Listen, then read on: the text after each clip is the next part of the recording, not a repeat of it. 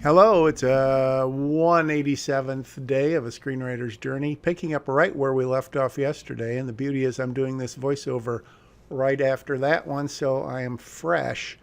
Fresh? um,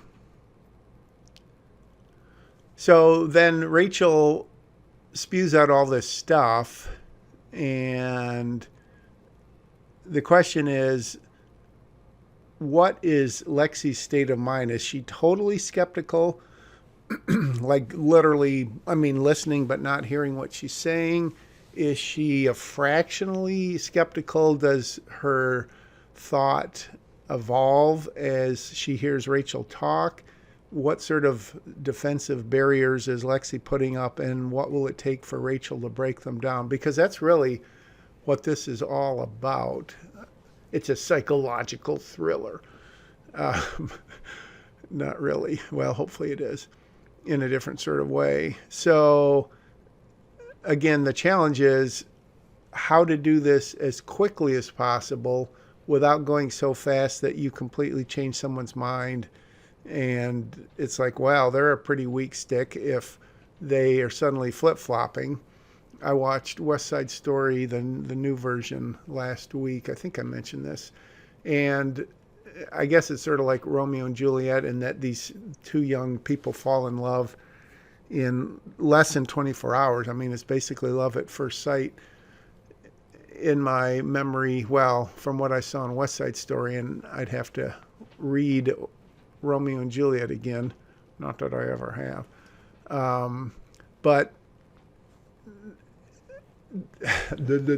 how that relates to this is, to me, that, I mean, it was totally stupid that after one day, and it was just purely on looks, they're ready to run off together and sacrifice themselves and blah, blah, blah, blah, blah. So certainly in this script, there's no element of that, with Lexi and Jake, really, or obviously with Holly and Hogan or anyone else. But the question of speed is, how fast could Rachel turn Lexi into a doubting Thomas, or Thomasina in this case?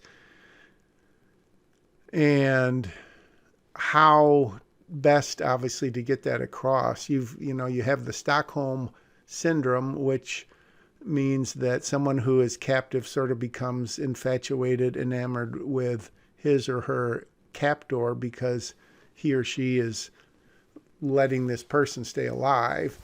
And so that's by no means what we have here. We have kind of, as I've alluded to elsewhere, kind of a different phenomena where Lexi maybe is a little enamored with Holly because of everything that she's done for her.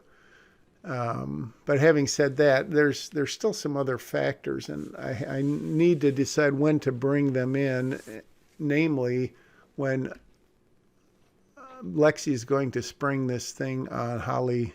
Spoiler alert. Basically, why didn't you ever adopt me? Which, again, in the earlier version, she never adopted her, but she was her aunt, per se, or so to speak, and literally lived with her and all this. And so that's not happened now. So my question to myself is, what would drive Lexi to that point where she would confront Holly and say, why, da, da, da, da, da? Who's going to be around at that time? Is it just going to be the two of them? Is Rachel going to be there? How is she going to react? How will have Rachel groomed Lexi for that moment? How much will she have been sort of indoctrinating her? And so this is what I'm working on right here, is kind of the beginnings of that. And again, yes, I'm writing this in the screenplay. Less than completely. I hardly outlined it at all. I probably, a little bit. I didn't follow the rules, so sue me, whatever that Guys and Dolls thing is. Sue me, something right through me.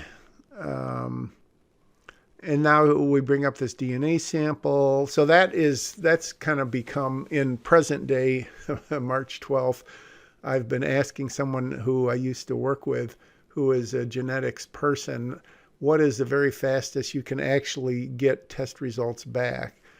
Because when you do Ancestry DNA or 23andMe or whatever, it's like 6 to 8 weeks, and which is whatever. But how long does it actually take? So in other words, if I went to a lab with a hair sample or a, whatever sample, cheek swab or something, and I gave it to them and said, I'll pay you $10,000 if you can do this super quick, what would be the very quickest someone could do that? And I don't know the answer to that.